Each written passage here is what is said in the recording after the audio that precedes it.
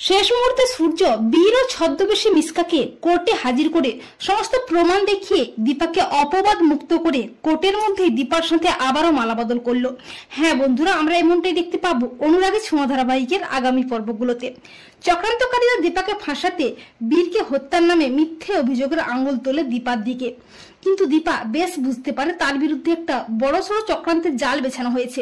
দীপা বুঝতে পারে না কিভাবে নিজেকে নির্দোষ প্রমাণ করবে।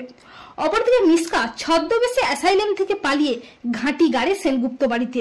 অপরদিকে সূর্য ব্রেকিং নিউজে দেখতে পেয়েই ছুটে আসে স্ত্রী সন্তানদের চক্রান্ত থেকে বাঁচাতে। সূর্যের মনে সন্দেহ হয় শেফালিকে নিয়ে, তাই সূর্য শেফালির মুখ থেকে সব সত্যি কথা শুনে ছদ্মবেশী মিসকাকে হাতে নাতে ধরে চক্রান্তের শিকার বীরকে উদ্ধার করে আদালতে নিয়ে যায়। শেষ মুহূর্তে জীবিত বীরকে হাজির করে ও শেফালির দেওয়া প্রমাণ দেখিয়ে দীপাকে নির্দোষ প্রমাণ করে মিথ্যে অপবাদ মুছে দেয় সূর্য। জজ সাহেব নিজেই দীপাকে বলে যে উনি বোধহয় আপনার স্বামী, ওনার মতো স্বামী পাওয়া সত্যি ভাগ্যের ব্যাপার।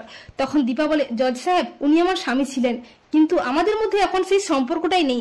একটা ছোট্ট কাগজের টুকরোর উপর ভিত্তি করে সব শেষ হয়ে গেছে। তখন সেখানে সোনা রূপাও হাজির হয়। রূপা বলে, কিচ্ছু শেষ হয়নি, নাও বাবা এই মালাটা তুমি মাকে পরিয়ে দিয়ে মায়ের সাথে মালা বদল করে আবার তোমরা এক হয়ে যাও। তখন জজ সাহেব চিৎকার করে বলে, নিন ডক্টর সূর্য সেনগুপ্ত, আপনার স্ত্রীকে মালাটা পরিয়ে দিয়ে সসম্মানে স্ত্রীর মর্যাদা দিন এই ভরা কোটের মধ্যেই। এরপর সূর্য জজ সাহেবের আদেশ মতো রূপার ইচ্ছায় ভরা কোটের মধ্যেই দীপাকে মালা পরিয়ে দিয়ে সসম্মানে স্ত্রীর মর্যাদা দেয়। আর এই দৃশ্য দেখে লাবণ্য সহ সেনগুপ্ত পরিবারের সবাই খুশি হয়ে যায়।